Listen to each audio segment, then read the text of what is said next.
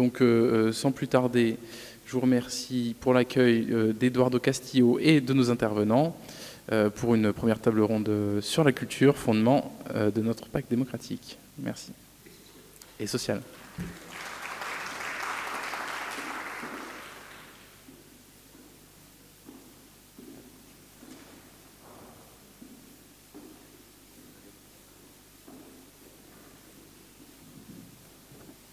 Donc, alors, surtout, je tenais à vous remercier et remercier la ville. En plus, cet endroit est tout à fait extraordinaire pour parler culture. Ça fait aussi partie de la culture. Et je tenais à remercier nos intervenants qui viennent d'horizons, en principe un peu différents, mais je pense qu'ils ont beaucoup de choses à se raconter parce que la culture, on peut l'aborder de manières très différentes, de façon en ayant des points de vue complètement divers. Et je tenais simplement à remercier d'abord Joachim, j'espère que j'ai bien prononcé, Flicker, très bien. Donc vous êtes délégué général de la Fondation Palladio. Vous avez beaucoup d'autres aussi titres, beaucoup d'autres responsabilités, on va y revenir tout à l'heure.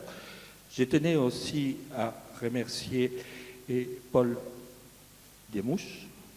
Merci beaucoup, Paul.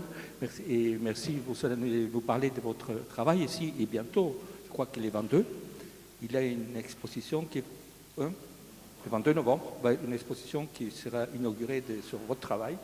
Et vous êtes artiste, donc vous allez nous expliquer en quoi vous travaillez. Et puis, je tenais à remercier aussi Pierre Danis. Vous êtes connu ici à Sarcelles, ça fait au moins 25 ans que vous travaillez dans les sports, surtout dans l'athlétisme. Et pour commencer simplement, je voulais commencer par vous, Joachim. L'intitulé de la rencontre, c'est presque vraiment, fait référence vraiment à votre travail, mais ça fait longtemps que vous savez travailler sur le secteur privé, le secteur public, et aussi dans les entreprises, on appelle aussi tous la partie sociale, la responsabilité. Mais de quelle manière abordez-vous ce travail et de quelle manière aussi, à mon lieu parisienne, par exemple, de quelle manière on peut travailler avec des gens qui, parfois, se sentent qu'ils n'ont pas accès à cette culture et à la culture. Et je pense qu'il a un très, très grand travail à faire et c'est le travail que vous faites depuis très longtemps, depuis au moins une vingtaine d'années. Merci beaucoup et remercie Monsieur le maire de cette invitation dans ce lieu qui est absolument incroyable. Je crois que ça mériterait qu'on puisse venir, y compris avec la Fondation Palladio, vous rencontrer ici. Moi, j'ai un engagement culturel très ancien. Je me suis engagé dans des institutions publiques au début de ma carrière, dans le monde de la danse, de l'opéra. J'ai travaillé en Seine-Saint-Denis pendant près de 12 ans sur plusieurs projets culturels. J'ai copiloté la candidature de Saint-Denis et de la Seine-Saint-Denis au label Capitale Européenne de la Culture, que nous n'avons pas obtenu, mais c'était, je crois, un enjeu de taille. Alors, pour répondre à votre question, Eduardo, moi, je lirais volontiers une ou deux idées ensemble. En fait, il faut peut-être repartir même de la définition de culture que nous faisons aujourd'hui. C'est de poser quelques notions dans le débat. Elle est pour moi vraiment complètement constitutif de la promesse républicaine. L'accès à la culture, le fait de la pratiquer comme spectateur, mais de la pratiquer aussi comme artiste, c'est un des fondements du pacte républicain, oui, parce que la culture porte en elle quelque chose de profondément émancipateur. Nous sommes ici dans une ville particulièrement jeune. Je crois qu'il y a près de 35% de la population qui a moins de 25 ans. C'était le cas aussi de Saint-Denis quand j'y travaillais. Et je crois que là, on est face à un enjeu qui est de taille. C'est-à-dire que c'est comment est-ce qu'on réconcilie cette idée que la culture est dans l'histoire humaine un accélérateur de connaissances, qu'il est une manière aussi d'apprendre l'altérité d'une toute autre nature, que ce soit dans la fréquentation de la musique, des œuvres d'art plastique, du cinéma, toute forme d'art, mais que finalement cette confrontation avec les objets de la culture, avec les objets artistiques, elle transforme l'individu, elle transforme aussi la communauté. Je crois qu'on a tous ici dans cette salle et tous les êtres humains ont à un moment donné un contact particulier avec la dimension culturelle de l'humanité, qui nous fait tous grandir. Et pourquoi est-ce que je dis qu'il y a un défi? C'est que je pense que fondamentalement, C'est une promesse aussi qu'on fait aux jeunes, aux enfants, aux adolescents, aux jeunes adultes qui grandissent dans ce pays, de pouvoir avoir accès à des lieux de culture. Une médiathèque, une bibliothèque, c'est un lieu de culture, c'est peut-être le premier visage de la culture sur le territoire français, mais c'est parce que ce sont des lieux en fait de l'accès à un savoir, d'un savoir qui est démultiplié. Encore faut-il effectivement que ce maillage culturel soit suffisamment dense, adapté aussi à la particularité des territoires. Donc, pour donner un exemple d'une chose que j'ai faite dans ma vie, quand on a essayé de piloter quand on a proposé la candidature de Saint-Denis à capitale européenne de la culture, c'était quand même une gageure. C'était de dire une ville de périphérie avait tous les atouts pour devenir le centre de l'Europe pendant un an. Vous savez comment ça se passe, hein, c'est enfin en tout cas en France, tous les 10 ans, tous les 15 ans, la France peut envoyer une ville à capitale européenne de la culture, comme ça a été le cas à Lille en 2004, comme ça a été le cas à Marseille en 2013, comme ça sera le cas pour Bourges en 2028. Mais nous, on défendait que la culture en Seine-Saint-Denis, la culture sur pleine commune, à Saint-Denis, elle se développe autour d'un rapport patrimonial à la culture, certes, avec la basilique et la nécropole des rois de France, mais avec des formes très contemporaines de culture. Et ces formes très contemporaines de culture autour de l'histoire du hip-hop, de la musique, autour des pratiques artistiques et culturelles qui sont légion en fait sur ces territoires, parce qu'elles sont portées par le tissu associatif, parce qu'elles sont portées par des artistes qui sont, franchement, qui se lèvent tous les matins pour essayer de faire vivre leur structure. Ce qu'on a voulu raconter avec cette candidature-là, c'était de se dire, et si on essayait de montrer les deux faces, la culture telle qu'elle est imaginée, telle qu'elle est développée par des institutions, par des établissements, mais comment est-ce qu'elle est portée aussi par un tissu associatif très vaste. Sur pleine commune, mais c'est le cas aussi à Sarcelles, un ensemble en fait de structures associatives, de résidences d'artistes, d'associations, de tiers-lieux qui portent en fait une autre manière de faire la culture. Et moi je crois beaucoup à cette idée qu'il faut arriver à réinventer les lieux de la rencontre culturelle. Et c'est quelqu'un qui a travaillé à l'Opéra de Paris qui dit ça. C'est-à-dire qu'il faut, mais en fait c'est vrai, y compris pour l'Opéra de Paris. L'Opéra de Paris a inventé, mais doit aussi continuer d'inventer d'autres types de rencontres avec les habitants du pays. On ne peut pas s'appeler Opéra national de Paris et uniquement agir à l'échelle de la capitale. Le mot national dans l'intitulé, enfin c'est un établissement public à dimension nationale, devrait permettre de toucher un public beaucoup plus large. Et ce qui se passe sur les territoires, moi j'y crois beaucoup, comme à Sarcelles et comme les territoires que j'ai beaucoup côtoyés en Seine-Saint-Denis, je crois qu'il y a une richesse culturelle qui est déterminante parce qu'elle est portée par des acteurs très investis au contact d'une population déjà qui est dense, qui est jeune, qui est diversifiée.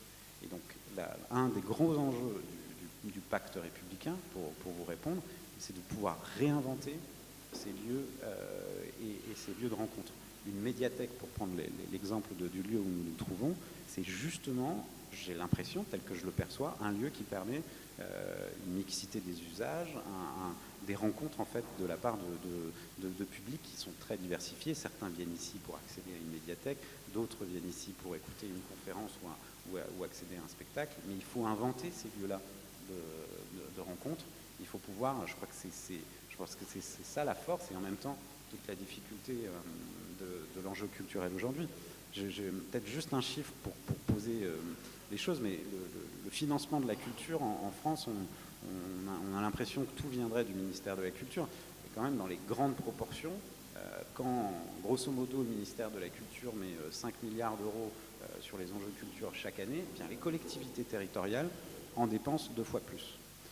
C'est dire quand même le poids de l'implication aussi des collectivités territoriales, des communes, dans le financement de la culture au plus près des besoins et des dynamiques des citoyens. Et justement, vous-même, vous savez travailler dans les privés, dans les publics. De quelle manière ça s'articule?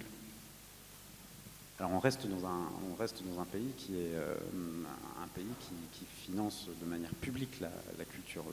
Le rapport au mécénat, le rapport à la philanthropie, pas du tout de la même nature que dans d'autres pays du monde qui fonctionnent avec un autre rapport à la philanthropie. Je pense aux États-Unis notamment, mais pas que, la France garde ce caractère d'un soutien étatique. Mais ce que je dis, c'est que déjà, d'une part, il faut bien valoriser le rôle des collectivités territoriales.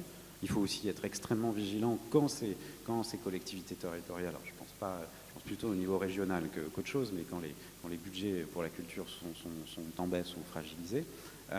Mais c'est vrai que depuis quelques années, en France, il y a tout un mécénat culturel qui s'est développé. Des fondations qui se sont structurées autour d'enjeux d'accès à la culture. Je pense à Art Explora, par exemple, que vous connaissez peut-être, qui a été fondé par Frédéric Jousset il y a quelques années, qui essaye justement de travailler sur ce fossé entre les artistes, entre la culture et ses publics. Et donc ils ont inventé toute une série d'actions, de collections de musées qui sont véhiculées par des bus un peu partout sur le territoire, sur des projets d'accès à la culture dans plusieurs villes. Ils construiront un lieu au-dessus de la gare Pleyel à Saint-Denis. Il y a d'autres fondations comme la Fondation Culture et Diversité qui, elle, se pose une autre question, c'est comment est-ce que les lycéens, y compris les lycéens issus des quartiers populaires, peuvent avoir accès à l'enseignement supérieur artistique. Donc, ils essayent d'aider par un système de bourse, de mentorat, des étudiants à pouvoir accéder aux filières de formation dans les écoles supérieures d'art. Il y a une question, on a discuté en aparté tout à l'heure, et il y a aussi tous les efforts des villes, des collectivités locales, mais parfois on a le sentiment aussi que malgré ça, malgré les efforts, tout le travail qui est fait en amont, il y a beaucoup de personnes, beaucoup de jeunes aussi, qui disent que la culture n'est pas pour nous. Comment est-ce qu'on peut lutter contre ça? Parce que ça, dans mon expérience, je l'ai vécu dans beaucoup d'endroits, et c'est des barrières à faire tomber à un moment donné. Alors, la question, elle est complexe, mais il y a quand même un fait anthropologique que personne n'aurait pu imaginer il y a 40 ans, c'est l'irruption dans les pratiques culturelles des nouvelles technologies. On ne pratique plus, et même toutes les générations, mais on ne pratique plus aujourd'hui la culture comme on a pu inventer un modèle dans les années 80, largement subventionné, d'accès à des lieux d'art. Aujourd'hui, une bonne partie, mais c'est vrai de vous, c'est vrai d'une plus jeune génération, qui s'informe et se cultive via les réseaux sociaux, via les plateformes. Je ne suis pas là pour juger de savoir si c'est bien ou mal, mais en tout cas, c'est un canal aujourd'hui qui est extrêmement fort. Et c'est une pratique culturelle qui est y compris mesurée par le ministère de la Culture dans une grande étude qu'ils font tous les 10 ans, de la modification profonde en fait de la pratique culturelle. Où on écoute de la musique sur des plateformes, où on consomme et on pratique du cinéma sur des plateformes, où on échange des contenus culturels dans une sphère numérique. Donc ça, c'est quand même une modification de pratique culturelle considérable. Ça pose une question monstrueuse pour les institutions culturelles, qui doivent réinventer aussi une autre manière de fabriquer la fréquentation de leur lieu. Mais c'est sûr que ça pose aussi la question pour les acteurs culturels de leur manière de sortir de leur mur. Il y a cette notion d'aller vers qui est très présente dans le milieu culturel, mais de sortir des lieux d'art traditionnels pour aller à la rencontre de... je donnerai juste un exemple, mais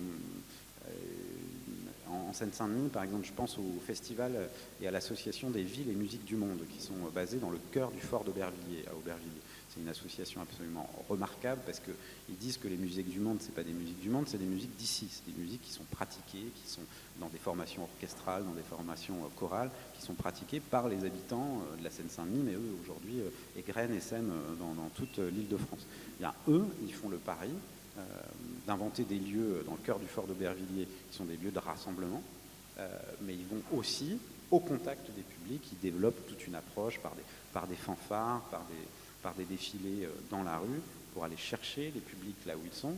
Mais je pense que, je vous donne cet exemple-là parce que déjà ils ont une conception de la culture qui est beaucoup plus dans le dialogue que d'autres institutions qu'on peut connaître, mais surtout ils considèrent qu'ils inventent des formes participatives avec les publics, avec les habitants eux-mêmes.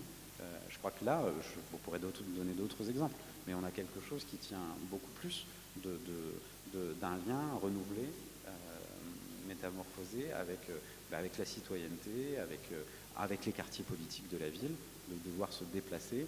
Est-ce qu'une partie des institutions culturelles que nous connaissons ne sont pas finalement le fruit d'un grand 19e siècle où on avait constitué des opéras, on avait constitué des musées, on avait constitué des lieux d'art, qui ont toujours une fonction aujourd'hui. Hein. Je pense réellement qu'elles ont des fonctions extrêmement importantes, mais il y a quand même une tendance de fond et une dynamique à recréer, d'aller chercher les habitants là où ils sont pour parler de leurs histoires, pour parler de la manière dont on peut aussi faire évoluer une institution.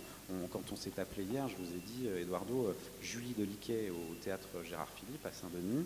Évidemment, elle a un enjeu à faire venir des publics diversifiés dans sa salle, mais Julie Deliquet, elle travaille, la directrice du théâtre Gérard Philippe, elle travaille sur certains de ses projets pendant près d'un an et demi, avec des jeunes femmes, avec des adolescentes, avec des femmes de Saint-Denis ou de Plaine Commune. Elle invente une partie de sa programmation avec ses habitantes, avec ses habitants.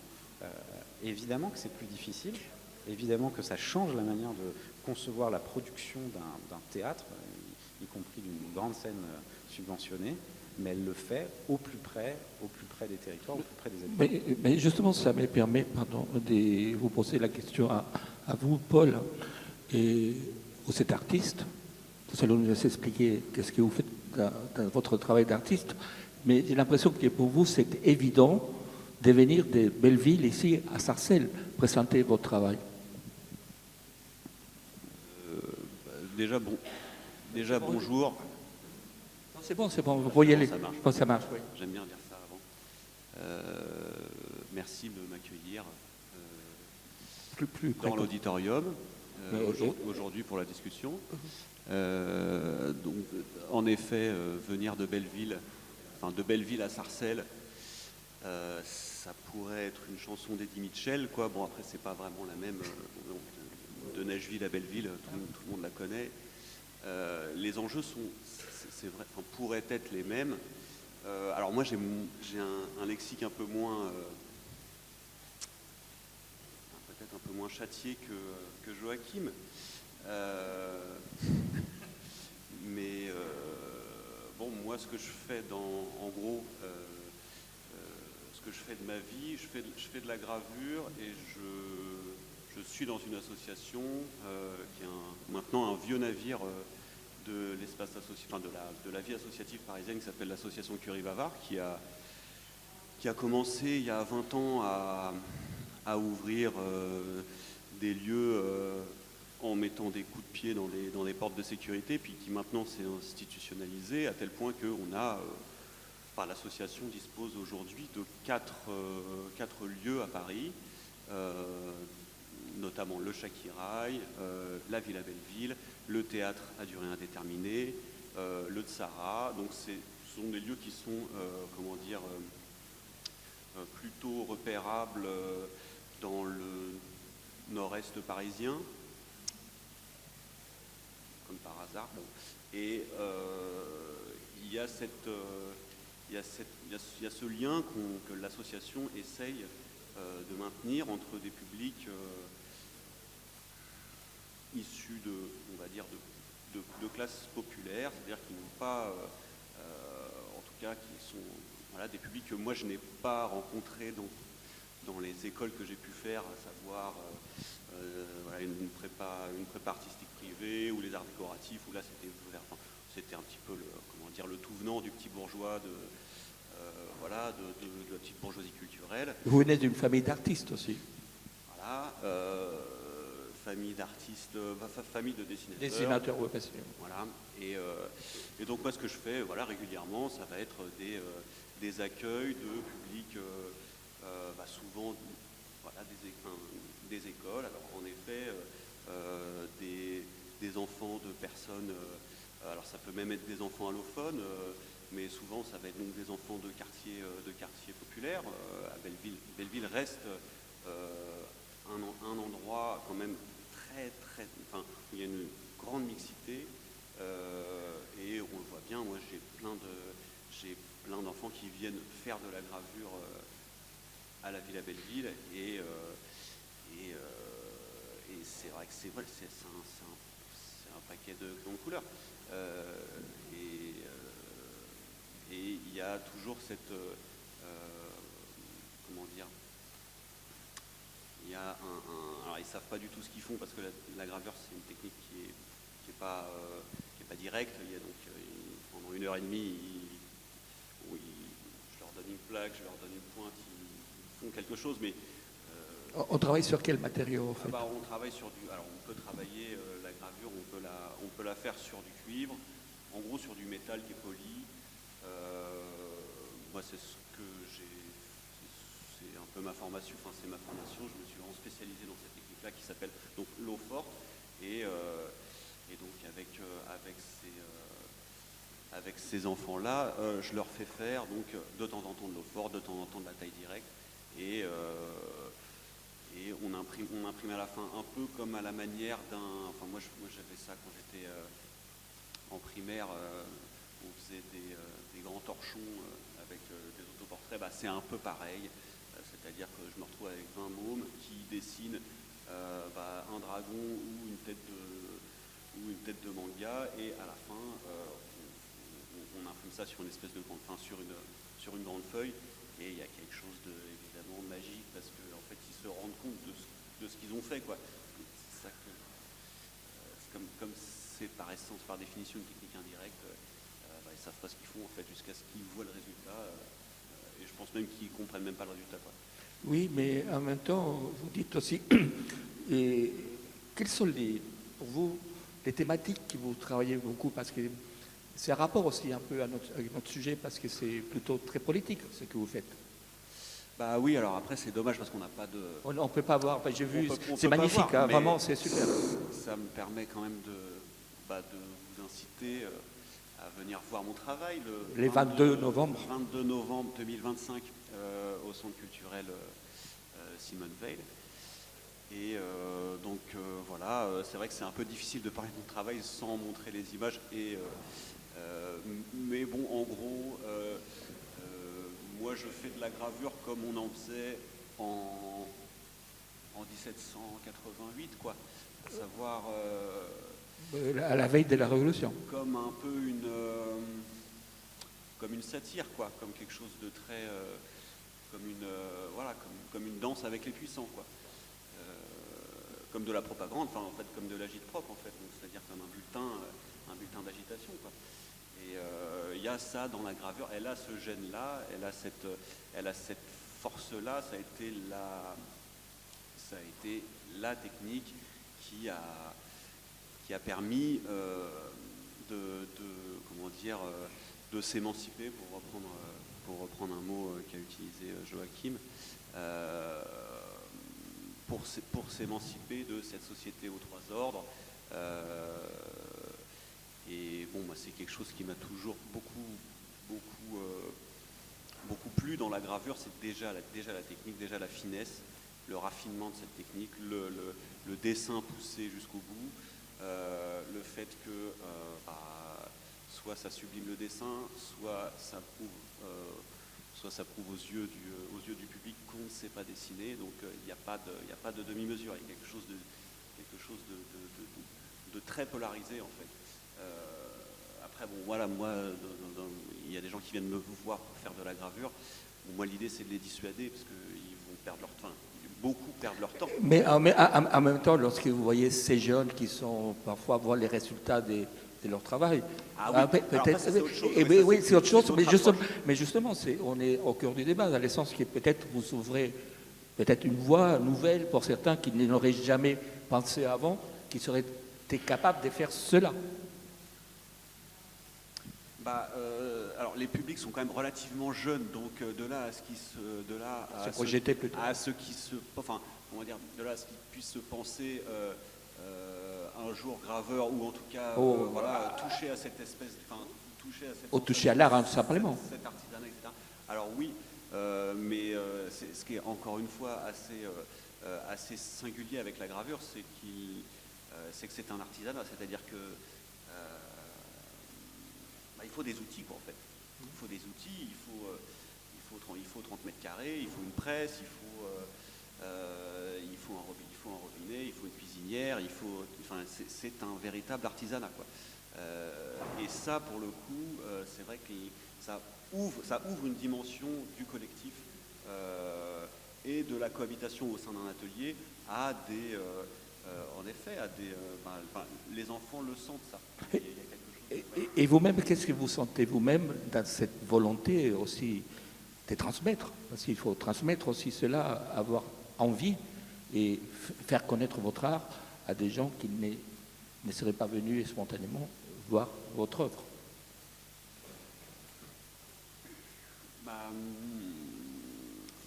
Après, ça va plutôt cette envie de transmission, cette envie de faire comprendre que la gravure est véritablement quelque chose de, encore une fois, de très particulier, parce que c'est très très exigeant. C'est long, c'est indirect, ça met énormément. C'est quand même une technique. Moi, je peux mettre 4 mois pour faire une image. Si je la faisais au crayon ou à la plume, ça me prendrait une semaine. Mais bon, voilà, c'est des dimensions temporelles qui n'existent que dans ce type d'artisanat précis. Et oui, transmettre le goût de la gravure, ouais, de l'art, selon moi, c'est d'abord transmettre le goût du dessin, et le dessin, c'est l'intimité de l'artiste. C'est pas le subterfuge d'un pinceau ou d'un couteau pour la terre. C'est direct, en fait. Il y a quelque chose de... Enfin, moi, je préfère regarder une esquisse. Je préfère de loin regarder une esquisse, je sais pas moi, de La Ronde de nuit de Rembrandt, que vraiment le tableau. Alors, il est magnifique, le tableau, mais il y a quelque chose de tellement plus brut, tellement plus immédiat, en fait, avec le dessin. L'artiste ne se cache pas derrière la technique, il la sert, quoi. Il la sert généreusement.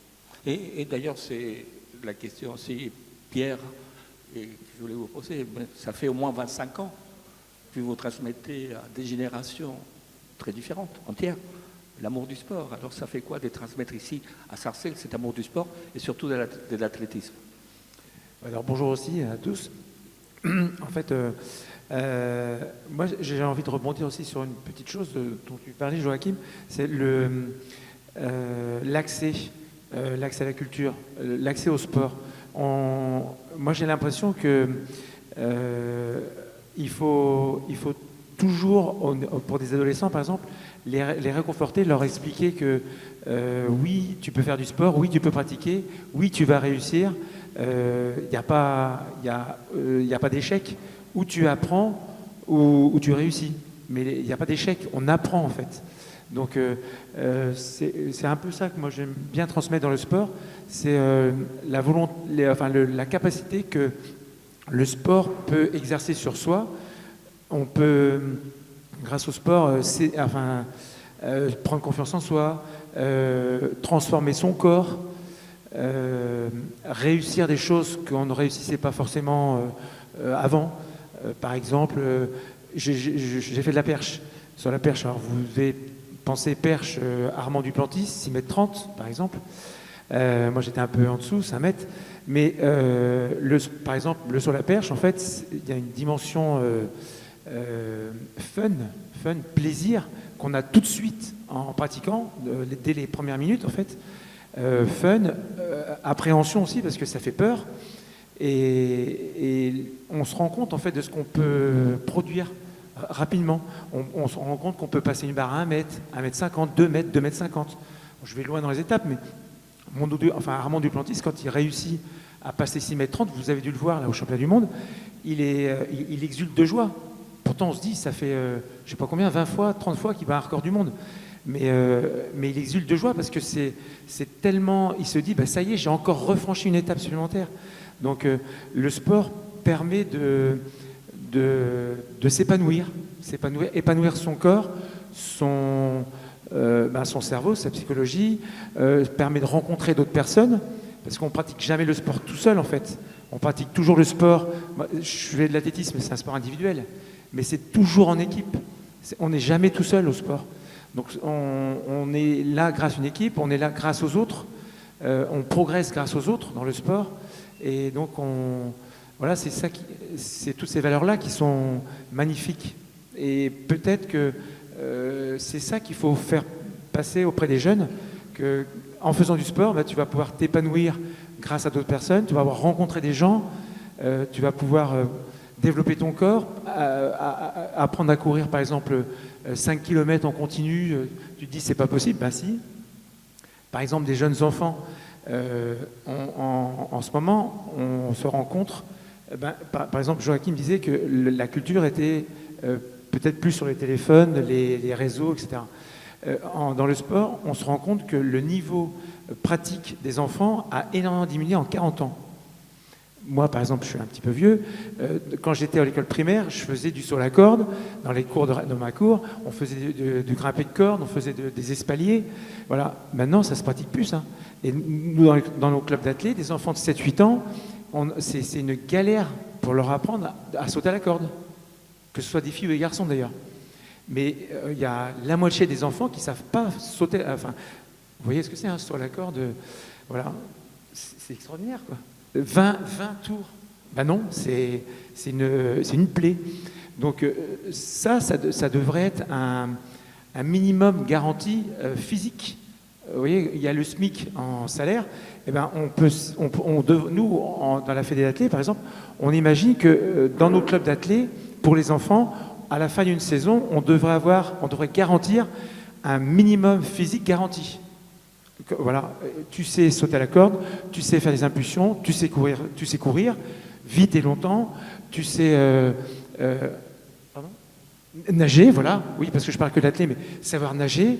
Je vois mon ami président du football savoir taper dans un ballon, courir avec un ballon à côté de soi, le guider, voilà, effacer les adversaires, enfin, des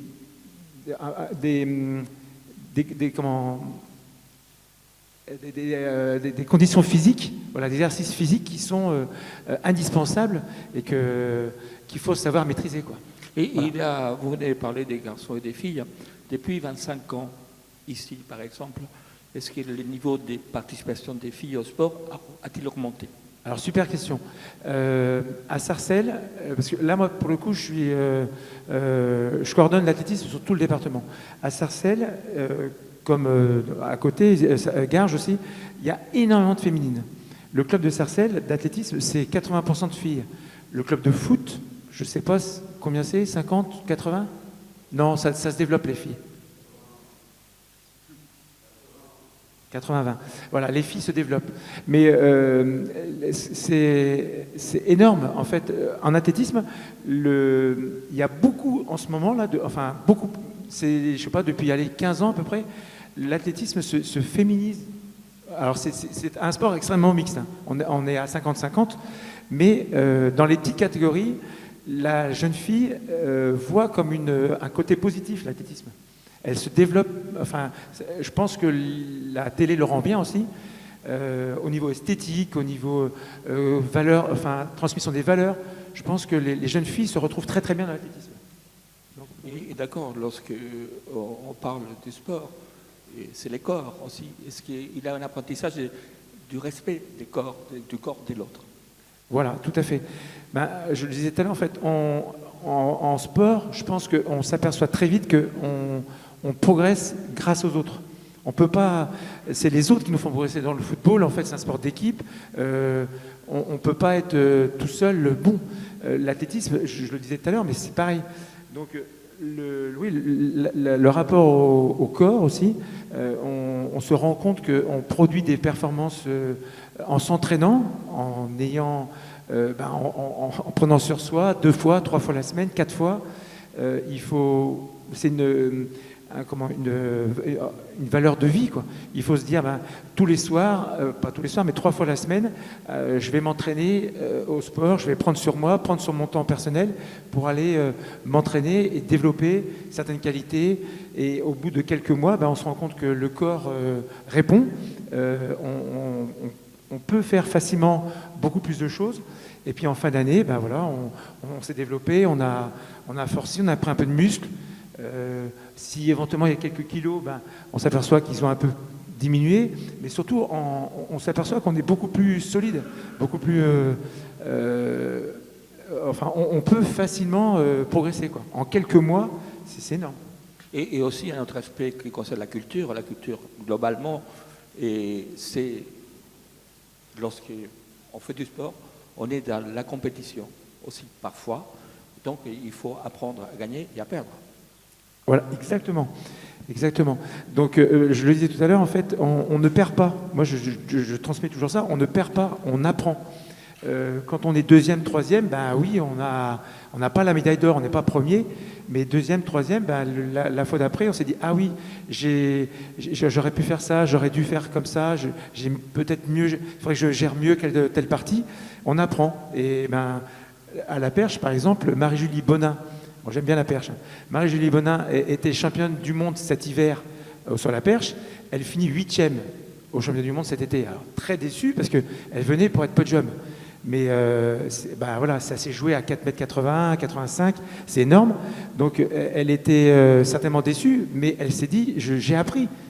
Et là, les prochaines compètes, je serai plus forte, c'est sûr. Donc enfin, il y a un petit échec, mais c'est de l'apprentissage pour revenir plus fort encore. Voilà. Oui, et au football, on parlait du football, mais aujourd'hui, peut-être beaucoup des parents voudraient que leur fils, en général, soit les futurs Kylian Mbappé. Ici, on a à Sarcelles, j'ai vu, il y a un joueur qui joue à Tottenham, c'est elle, je crois. Et voilà, qui j'étais à Villers-les-Belles, je crois, parce que j'ai compris. Mais c'est compliqué de leur dire, écoutez, les sports, c'est le football, c'est pour jouer entre nous, tout ça, mais peut-être c'est important, comme on dit d'ailleurs Liliane Thuram, le plus important, c'est l'éducation et la culture. C'est ça. Et alors surtout enfin, aux parents, là, pour revenir sur le cas de Mbappé, ou les parents qui ont envie que leur enfant réussisse tout de suite, le sport, non, comme dans certainement d'autres domaines. On ne peut pas réussir tout de suite. L'athlétisme, par exemple, on devient athlète performant, donc le corps produit ses meilleures performances à partir de 25 ans. Le tennis de table, c'est beaucoup plus tôt, c'est à partir de 15-16 ans. La gymnastique, c'est très tôt. À 20 ans, on est presque en retraite. Mais donc, en sport, il faut s'entraîner, répéter. Et donc, il faut faire prendre conscience aux parents qu'on ne peut pas définir tout de suite l'avenir. C'est pas possible. Il faut que les jeunes enfants s'entraînent, continuent, progressent, fassent des compétitions. Et puis, ça dépend de tellement de choses. Ça dépend du physique, ça dépend du mental. La compétition se gagne aussi dans le mental.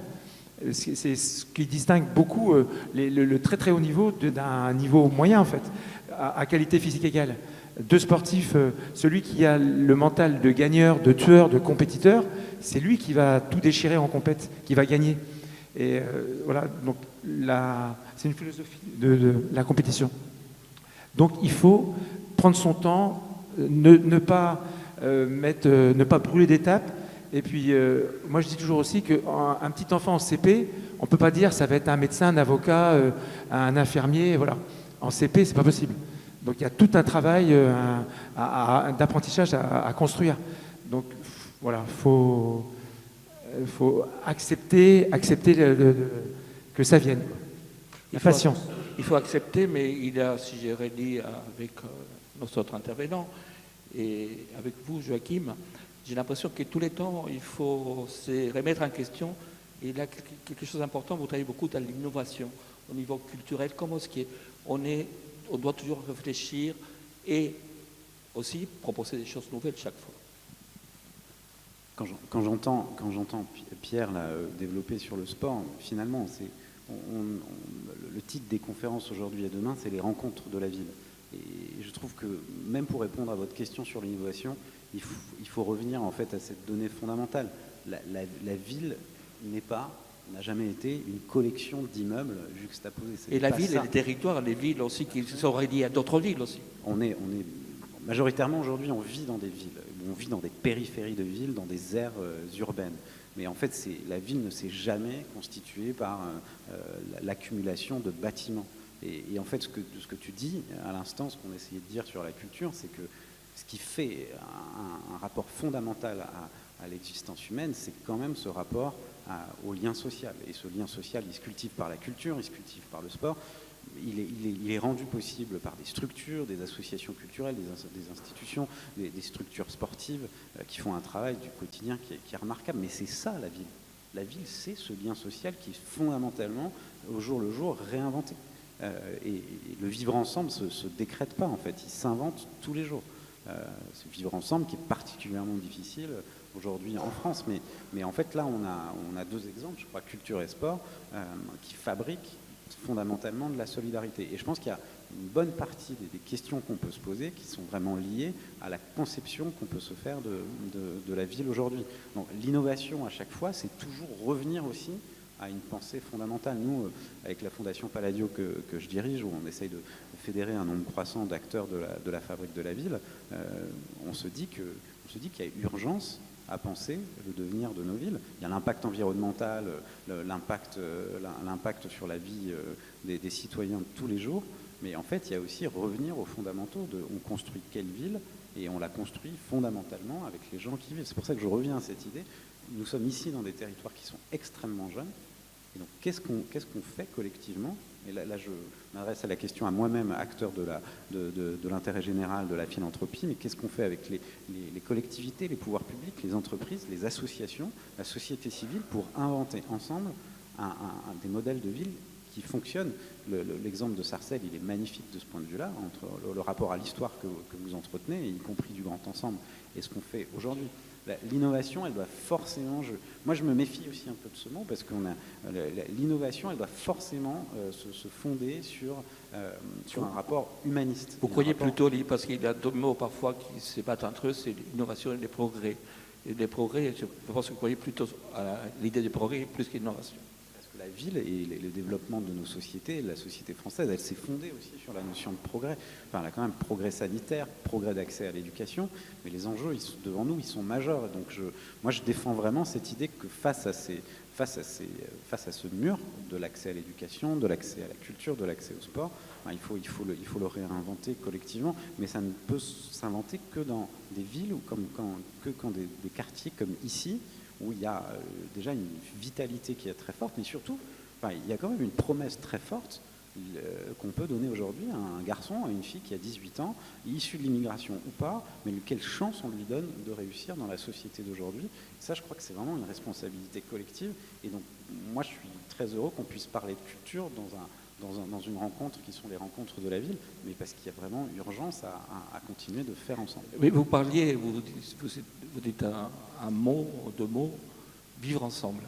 Pour beaucoup de gens, c'est un slogan depuis longtemps. Il y a beaucoup de gens et des jeunes qui ont un peu ras-le-bol d'entendre ça, vivre ensemble, parce qu'au niveau pratique, ici, à Sarcelles, les gens vivent ensemble, travaillent ensemble et tout ça, mais beaucoup de politiques discours vivre ensemble, et beaucoup de gens répondent, ouais, on vit ensemble depuis toujours, c'est vous qui ne voulez pas vivre ensemble avec nous. Mais en fait, en réalité, si on regarde les choses en face, et vous qui êtes très investi sur la vie de Sarcelles, les gens vivent ensemble, les gens animent des associations, les font vivre, sont bénévoles, et en fait, le vivre ensemble, il naît aussi dans le secteur associatif. Et c'est pour ça que moi je dis que la ville, elle s'invente aussi dans le secteur associatif. Et s'il y a une innovation sociale forte, elle vient en particulier des associations, elle vient en particulier des habitants. Et alors, moi je pense que c'est justement pas qu'un slogan, c'est toute une série d'actions qui sont très concrètes. Ici, oui, mais au niveau national, il y a un discours qui est tenu par beaucoup de politiques et n'ont jamais vraiment partagé la vie avec d'autres personnes. Mais aussi, il y a quelque chose d'important lorsqu'on est artiste, et c'est ça la question. Aussi, on veut partager son savoir, on veut partager son travail. Et ce qui est pour vous, et comme je l'ai dit tout à l'heure, venir à Sarcelles, c'est quelque chose d'important aussi pour montrer et voir, et avoir aussi les retours des personnes qui viennent voir aussi cette exposition. Moi, je crois à la mimétique. Donc la mimétique, c'est en gros... tout le monde sait ce que c'est, je ne vais pas détailler ce que c'est que la mimétique, mais moi, c'est comme ça que j'ai voulu faire, c'est comme ça que j'ai appris. C'est en regardant, je reviens, j'ai beaucoup apprécié les... j'ai beaucoup, comment dire, je me suis reconnu dans pas mal de choses que tu as dit, Pierre. Moi, c'est en voyant, et j'imagine qu'un môme qui voit Mbappé, moi j'ai regardé Rembrandt, j'avais 14 ans, et on m'a dit non, c'est ce qui se fait de plus fin. Et c'est vrai, les dessins, les esquisses de Rembrandt, c'est merveille. Et en fait, du coup, j'ai pas trop eu le choix, quoi. C'est comme si il y avait quelqu'un qui... Bah ouais, non, mais quand on n'a pas le choix, c'est ça. À un moment, on est des vases. À un moment, on est des vases. Il y a des gens qui mettent des choses, qui mettent des liquides dedans. Moi, ça a été ça. Et c'est vrai que quand je vois que, quand je montre mon travail à des enfants de 7, 8 ans, ils comprennent pas trop. Alors, il y en a qui m'ont dit, mais c'est pas vous qui faites ça, c'est quoi, c'est par ordinateur, etc. Enfin, il y a un truc comme ça, ils comprennent pas véritablement. Et en fait, il faut leur dire, mais si, c'est juste extrêmement long et extrêmement laborieux, mais ils comprennent. Enfin, il y a quelque chose de l'ordre de ça transmet quelque chose par l'exigence que ça comporte. En fait, c'est des objets un peu hyperdimensionnels, c'est-à-dire qu'en 4 mois de travail, on fait une image qui fait 50 sur 50, et en effet, on voit qu'il y a, c'est comme une cathédrale. À un moment, une cathédrale, on met un siècle à la bâtir. Quand on se met devant, on a bien l'impression que, enfin, on a ce sentiment étrange qu'on est face à quelque chose qui nous projette dans le temps et qui nous projette dans le temps dans le chantier d'édification de la chose. Mais pour revenir à cette idée de mimétique, moi je crois beaucoup à ça dans le cadre de la transmission et la vertu. C'est-à-dire il faut montrer des belles choses, il faut montrer, alors on n'aime pas le terme de performance, mais il faut montrer des choses, comment dire,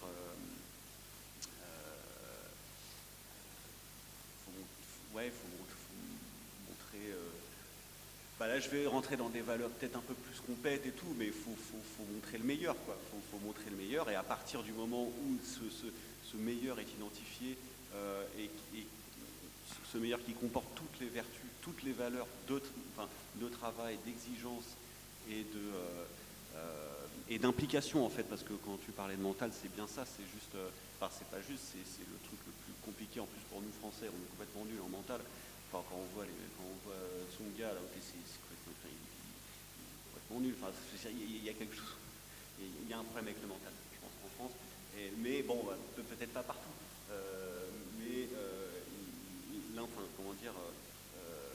À un moment, l'implication, elle se voit, elle est décrétée, quoi. Elle est décrétée, et je pense que c'est ça qui peut faire tirer les gens, qui peut faire, à un moment, faire éclairer un peu la lanterne de public, mineur, scolaire, qui trouverait quelque chose d'un coup scintillant, quoi, à travers. Moi je parle de gravure, mais ça peut être, encore une fois, Mbappé, pas de son gars, c'est sûr, mais d'autres artistes ou sportifs, quoi.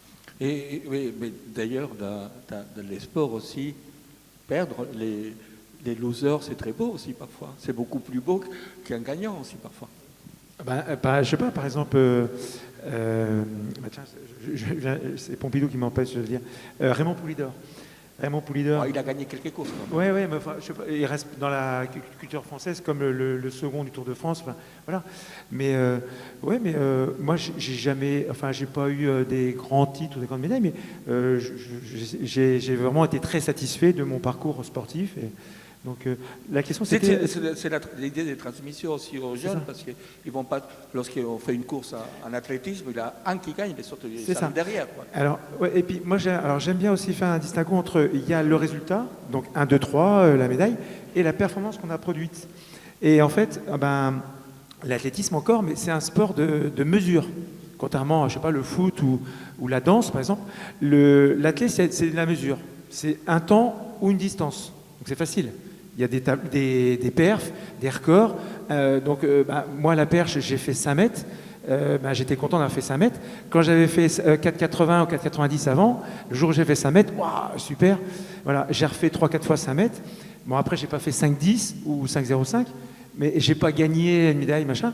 Mais j'étais content parce que mon record, ma perf, voilà.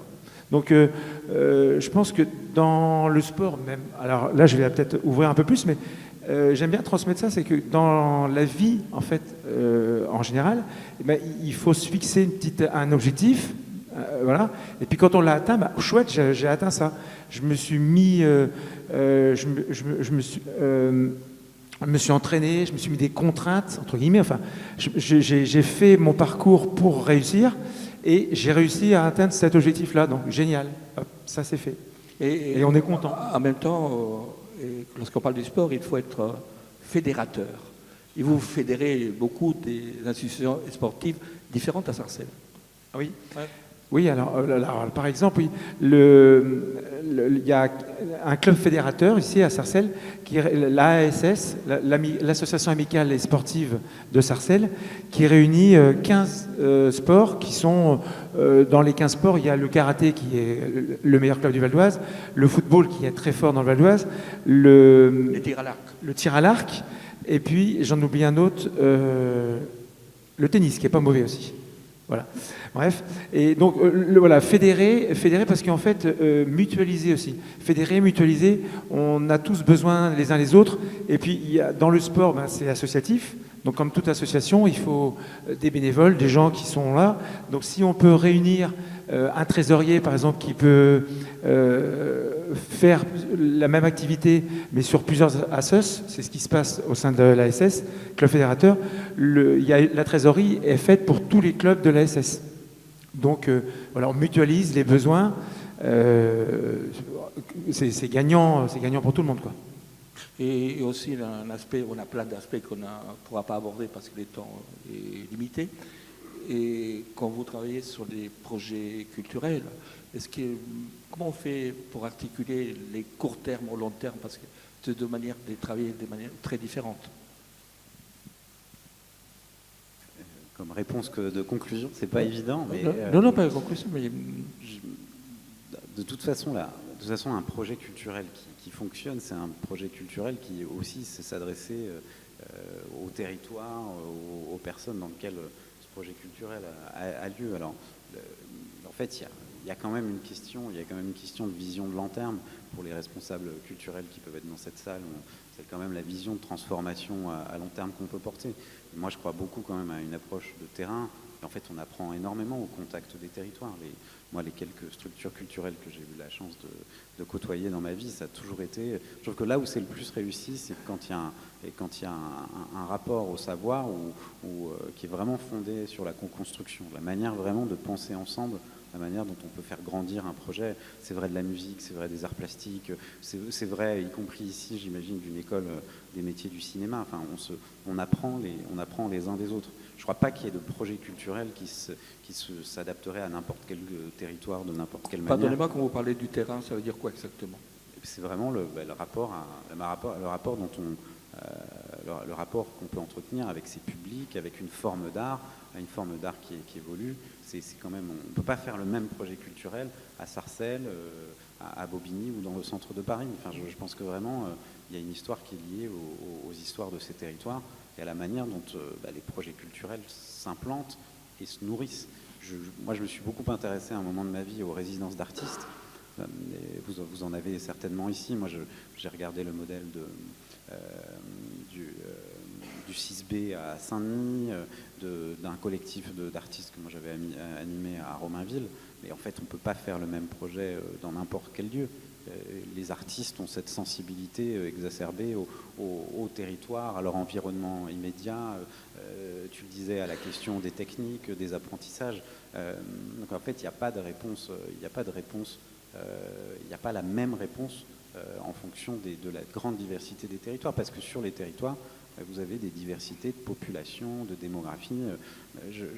On redit encore, sur un territoire très jeune, mais on est aussi dans un territoire national où les courbes démographiques vont vers le vieillissement de la population. Le chiffre, c'est 2070, où il y a une personne sur trois qui sera au sein de la catégorie du troisième âge. La question de la perte d'autonomie, la question du handicap. Un projet culturel digne de ce nom, qui s'est travaillé aussi avec la réalité des habitants, c'est aussi un projet culturel qui sait s'adapter à la composition sociale, à la composition démographique. Mais justement, c'est ça, pour moi, peut-être c'est la question la plus importante. Comment faut-il faire pour que tous ces jeunes, qui sont très très jeunes, vous parlez aujourd'hui, qui ont des origines complètement différentes, aient le sentiment que la culture est faite pour eux, et qu'ils peuvent accéder à tout et à tous les arts, et aussi même être aussi créateurs dans toutes les catégories, dans toute la panoplie d'arts différents, parce que parfois, c'est la première question tout à l'heure, ils se sentent aussi un peu presque des intrus par rapport à la culture. Et là, il y a quand même un potentiel énorme à développer.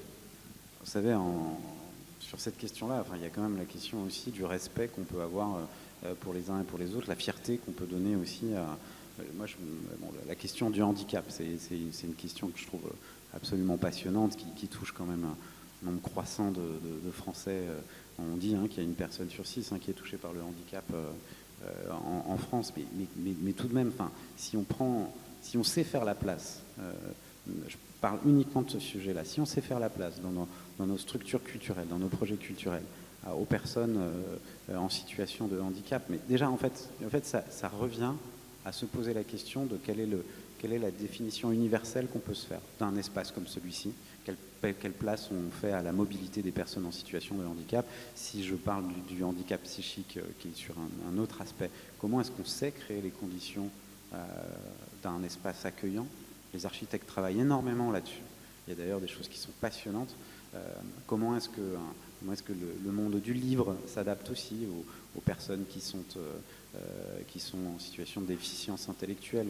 Vous le connaissez certainement, et je pense qu'il doit y avoir des exemplaires ici, mais le facile à lire et à comprendre, le FALC, c'est un instrument, c'est un outil pour favoriser la lecture de publics qui ont une difficulté d'accès à la lecture. Mais en fait, le FALC, ce qui est magnifique, tu parlais de public allophone tout à l'heure sur la gravure, mais en fait, le FALC, c'est magnifique parce que ça devient un instrument de rentrée dans la langue française pour des publics qui maîtrisent mal le français. Par là, je veux dire que, et uniquement sur cet exemple du handicap et de la culture, se poser la question du handicap, c'est se poser la question du rapport universel à la culture. C'est vrai aussi, c'est complètement vrai aussi du sport. Le rapport au handicap nous oblige tous, ceux qui sont valides comme ceux qui sont non valides, à nous reposer les conditions même de possibilité d'un vivre ensemble. Comment est-ce qu'on accède à la culture, comment on accède au sport? Et en fait, c'est assez vrai de beaucoup des sujets sociaux d'aujourd'hui. La question de la diversité ethno-raciale, ça nous ramène toujours à nous reposer la question de ce qui est universel dans notre rapport à la ville, dans notre rapport à la culture. Et d'ailleurs, justement, une dernière question à vous, Paul. Et j'ai le sentiment, peut-être j'aimerais que vous êtes passionné par l'histoire. Et quand dans votre travail, vous faites beaucoup référence à l'histoire, mais ce n'est pas gratuit parce que j'ai le sentiment, lorsque vous parlez d'histoire, vous nous parlez d'aujourd'hui. Bah oui, encore une fois, il n'y a pas les images, c'est un peu bête. Donc je réitère mon invitation 22 novembre. Vous auriez dû faire de la communication un peu. Non, mais c'est un peu ballot, c'est vrai. Bon, moi, l'histoire. En fait, je voulais faire de la.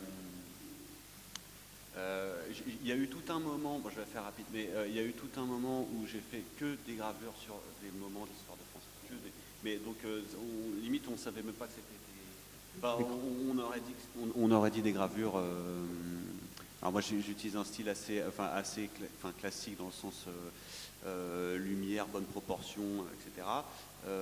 Très figuratif. Et donc j'ai fait des scènes de l'histoire de France, genre l'édit de Fontainebleau, des scènes révolutionnaires, etc. Et puis il y a eu, je me disais que je me cachais derrière ces scènes-là pour raconter l'époque. Et puis à un moment, il y a eu les gilets jaunes qui ont tapé la porte cochère du ministère j'ai fait ça pendant 4 mois, alors je me souviens plus, ministère rattaché avec la communication du Parlement, je me souviens plus véritablement l'intitulé. Bref, ils ont tapé la porte cochère. Toutes les chaînes ont mis ça en boucle en disant que c'était en disant que c'était des anarchistes, etc. Bon, il se trouve que la personne qui était au volant du Fenwick, c'était un ch'ti qui était complètement, il était bourré à la vodka, il était genre 14h30 et Et pour moi, ça a été un moment d'histoire fou parce que en fait, ça a rebouclé toutes les scènes, toutes les jacqueries, toutes les insurrections que j'avais pu graver. Et à partir de là, je me suis mis à faire de la gravure, on va dire un peu plus mutante, avec de l'histoire contemporaine, et voilà. Mais il faut, c'est le but de, enfin, je veux dire, à un moment, on se demande ce qu'on fait sur ce caillou. C'est pour se raconter des histoires quand même. Il y a bien que ça, qu'on fait, quoi. Avec manger, dormir et tout, mais bon, c'est quand même ça c'est quand même ça un petit peu le sel de la vie, c'est quand quelqu'un a une bonne histoire à raconter et que voilà. Et la gravure est un véhicule d'histoire, est quelque chose de relativement chargé en termes d'histoire. C'est pour ça que j'ai utilisé ce médium. Voilà. Alors c'est quand? Alors c'est le 22 novembre 2025. Bon, et lorsqu'on parle des sports ou des cultures en général, il faut préparer l'avenir, donc il faut former de nouvelles personnes qui vont continuer votre travail aussi. J'ai l'impression que la formation pour vous, Pierre, est très importante. Oui, alors la formation, la formation, il y a la formation des dirigeants sportifs, par exemple. Il faut former les dirigeants, les présidents, les secrétaires à savoir diriger. Ah d'accord, je passais un avion. Désolé. Donc former les dirigeants, former les entraîneurs. Les entraîneurs, quelles sont les méthodes d'entraînement, les contenus d'entraînement, la façon de transmettre et former les jurys aussi. Les jurys, les règles d'arbitrage, la réglementation du sport, parce que le sport dans chaque discipline sportive, il y a un règlement. Et évidemment, il y a des règlements extrêmement compliqués. Nous, en athlétisme, c'est un petit pavé comme ça. Et on n'a pas à respecter les arbitres, j'espère aussi. Voilà. Et oui. Le respect des arbitres, le respect, oui, des adversaires, le respect du matériel, le respect de soi-même. Le respect de soi-même, c'est par exemple ne pas se doper, ne pas prendre de produits mauvais pour la santé, et puis interdit pour améliorer la performance sportive. Donc le respect de soi-même, le respect du matériel, le respect des autres, bien sûr, oui. Voilà, c'est le sport, mais je pense que c'est partout un peu la même chose quand même. Mais ça, dans le sport, oui, on est attaché à ces valeurs-là. Et d'ailleurs, ce n'est pas simplement ici à Sarcelles, c'est sur tous les départements que vous travaillez. Oui. Par exemple, l'athlétisme, c'est vraiment un sport universel. Le football, c'est un sport universel. Tous les pays du monde pratiquent le football, quasiment. Enfin, je pense. L'athlétisme, quasiment pareil. Par rapport à d'autres sports, la natation, le tennis, sont pas forts. Je vais me faire peut-être des ennemis, mais c'est pas aussi universel que l'athlétisme. J'ai envie de dire un petit truc là. Par exemple, les médailles en athlétisme, la France, on n'est pas très très bon en médailles internationales. JO, championnat du monde. Parce qu'on est un sport universel. Il y a 220 pays qui font de l'athlétisme. Le Ouganda a été champion du monde de 4x400 mètres. Le Ouganda. C'est énorme, je trouve, en valeur universelle. Et le tennis, voilà. Je fais pas de jugement, hein. C'est des constats, quoi. Il y a l'universalité du sport, c'est génial, quoi. Mais ici, Sarcelles, c'est l'universalité tout court. Ah oui, oui. À Sarcelles, oui. On pratique. En plus, mais au niveau de la population, je ne sais pas, dans les clubs sportifs, je sais pas, il a toutes les nationalités aussi. Oui. Oui. À toutes les nationalités. Là, par exemple, alors, ce qui est génial aussi en athlétisme, c'est que justement, ça réunit, tous les types de population, toutes les religions, toutes les couleurs de peau, les sexes. Il y a une mixité en athlétisme géniale dans tous les sports. Hein. Il y a des sports qui sont plus ou moins mixtes, mais l'athlétisme, c'est vraiment l'accessibilité de tous, quoi. C'est sûr. Donc, combien de temps on a en fait Encore des minutes, c'est pour ça. Donc, si vous savez, des questions sont tout à fait les bienvenues. La première, c'est toujours la plus difficile.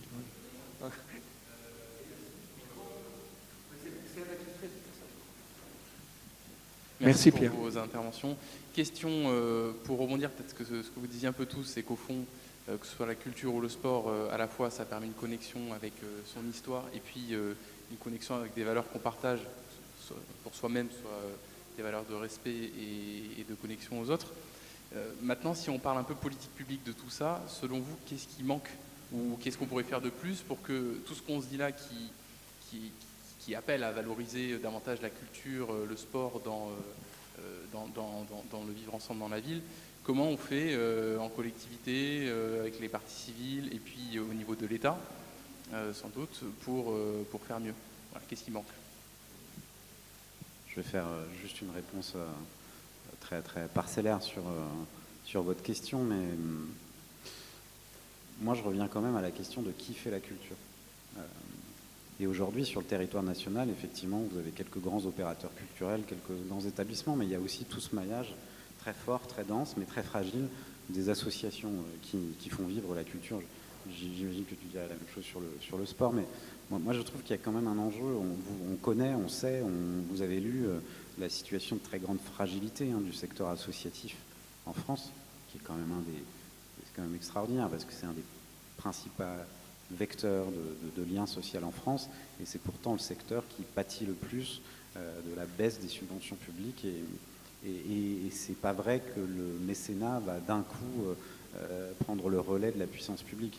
Donc pour vous répondre, moi je trouve qu'il y a quelque chose qu'on ne dit pas, qu'on ne fait pas, c'est de pouvoir accompagner ces structures associatives au moins sur le moyen terme.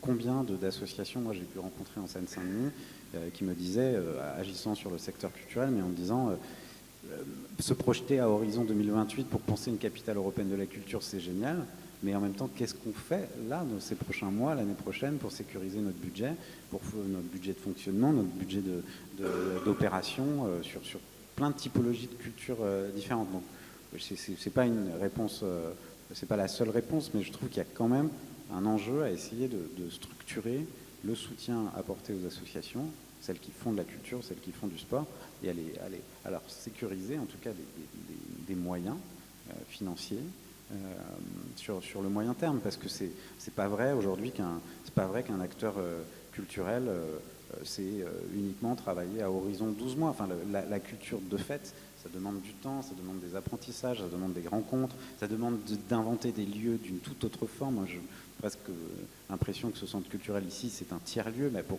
penser un tiers-lieu, pour le faire advenir, il faut plusieurs années. Donc moi, je pense qu'il y a une vraie question qui est vraiment, en plus, dont on ne se saisit pas du tout dans le débat public national, c'est la pérennité du modèle associatif, culturel en particulier, puis la projection sur plusieurs années du financement de ces associations.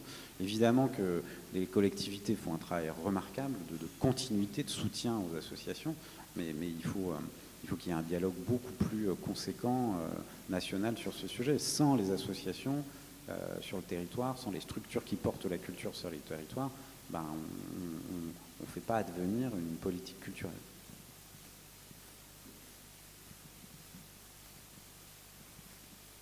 D'autres questions? Là-bas. J'ai essayé de parler sans mot. La question que je me posais, c'est tout simplement comment fait-on pour amener des enfants qui sont dans des familles très éloignées de la culture. Alors, le sport est un petit peu différent, mais très éloigné de la culture, que ce soit littérature, peinture, sculpture, etc. Comment fait-on pour les amener à découvrir ces univers? Parce que vous parliez tout à l'heure des réseaux sociaux, de tout ce qui est Internet, mais Internet, vous savez très bien que quand vous vous mettez sur Internet, selon ce que vous allez chercher dessus, ça vous renvoie systématiquement par les algorithmes la même chose que ce que vous êtes allé chercher. Donc ça ne vous permet pas de découvrir ce que vous ne connaissez pas. Alors comment fait-on pour amener des gens qui n'ont pas ça dans leur famille, comment fait-on pour les amener à l'art?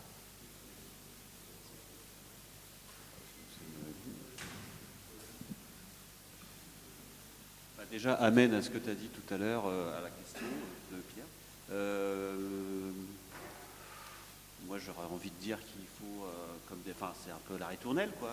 C'est-à-dire, il faut de l'espace, il faut de l'implication politique, il faut des projets, il faut des budgets, il y a qu'à Faucon après. Mais bon, c'est vrai la question d'amener des publics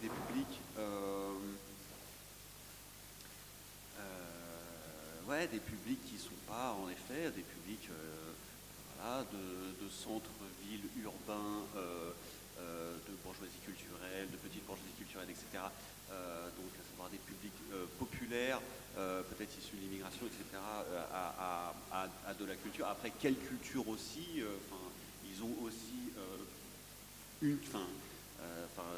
tout le monde est véhicule de culture. Tout le monde est un vase avec des... je ne vais pas refaire qui est mauvaise d'ailleurs. Métaphore du vase, et puis, bref, non, je trouverai autre chose. Ça dépend. Moi, je pense qu'il faut trouver un moyen de favoriser et de développer la culture des personnes des publics différents et ne surtout pas avoir à imposer. Après, il y a une culture dominante, mais il ne faut pas imposer de culture aux autres. Après, ça n'empêche pas qu'il faut faire quelque chose, comme tu disais, pour les associations. C'est un désastre. Et faire quelque chose pour l'accès à la culture. Un très bon film là-dessus, c'est L'Arbre, le maire et la médiathèque, un film de 93 de Romer. C'est une bonne satire sur l'accès à la culture que je vous recommande.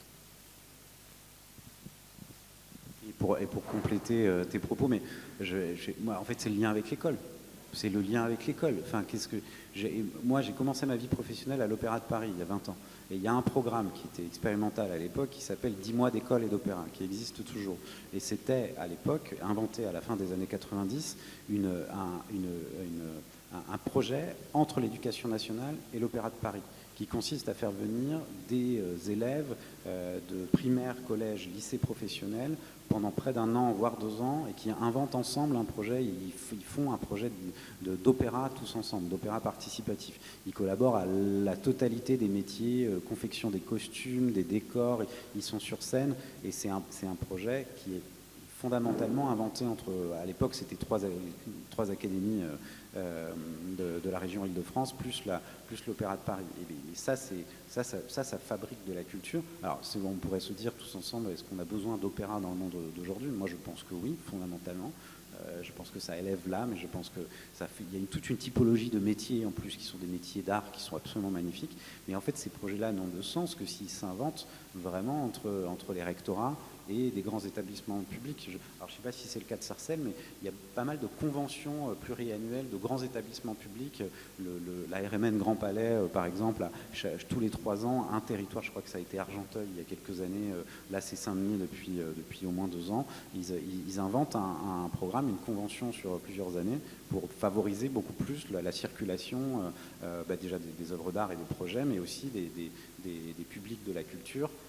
Moi, je crois que c'est vraiment ça qui est fondamental. C'est le lien à l'école, et c'est la responsabilité que portent les grands établissements culturels publics dans leur rapport à certains territoires.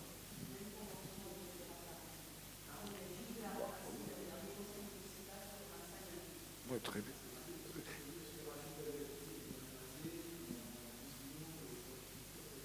Oui, tout à fait. Il a plein de choses quand même. Et non, mais bon, par contre, il voulait faire de la culture dans les campings, hein, c'est autre chose, c'est très bien. Mais ça me rappelle, j'ai raconté une histoire, moi j'ai beaucoup travaillé à un moment donné et sur les concours des lycéens, et vous parliez des lycées professionnels. Pour moi, les plus belles rencontres, c'était avec des jeunes qui étaient en terminale, mais un peu plus vieux que la moyenne, de 19-20 ans plutôt, et c'est des enfants qui n'avaient jamais lu un livre de leur vie avant. Ils sont tombés, ils s'étaient fascinés, et après ils sont devenus des très grands lecteurs. Ce n'est jamais trop tard. Et autre chose aussi, un exemple, je viens de penser à ça à l'instant. Parfois on fait des choses avec de très bons sentiments, et c'est très bien, d'ailleurs, parce que j'ai travaillé pour une entreprise qui, à un moment donné, ils prenaient des enfants des banlieues pour qu'ils puissent écrire des textes de rap, tous les temps. Pendant pas mal d'années, mais j'ai le sentiment que parfois on les enferme dans une seule culture. Et justement, c'est ça un peu les dangers de cataloguer aussi de certaines couches de la population et les enfermer aussi un peu dans leurs origines aussi.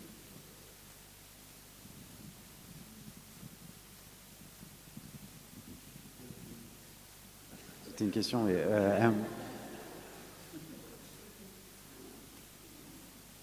non, ouais, mais je pense que fondamentalement, je ne suis pas complètement d'accord. Je pense qu'en fait, il y a... Pour reprendre ce que tu disais, Paul, je pense que chacun, et je pense que ça, il faut vraiment le valoriser, on est tous les habitants de notre société française sont porteurs de culture, en fait, de culture mêlée.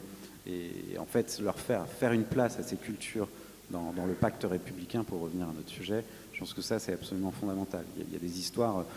Tu parles du rap, mais en fait, en réalité, il y a des pratiques orales issues de certaines communautés qui ont une valeur culturelle très forte. Mais quelle place on leur donne aujourd'hui dans les structures En fait, c'est à la fois le respect qu'on donne à la culture que chacun porte, et en même temps, quel accès on donne à une culture ou à un rapport artistique.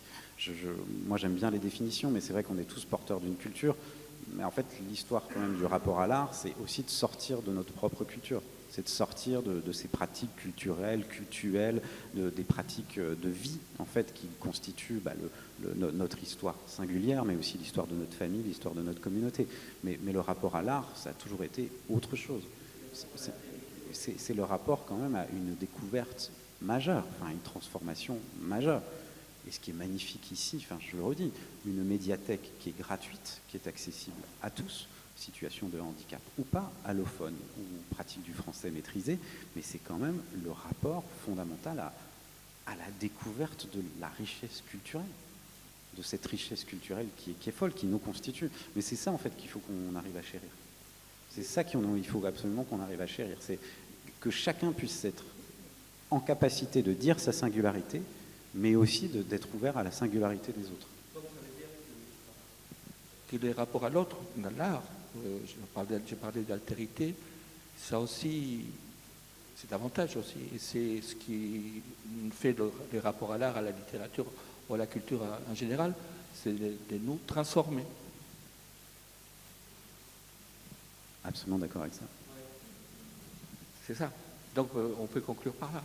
Donc on peut continuer pendant très longtemps et j'espère qu'à notre petit niveau, on a été un peu transformé avec cette rencontre cet après-midi. Merci beaucoup à vous tous et surtout merci beaucoup à la ville de Sarcelles. Merci.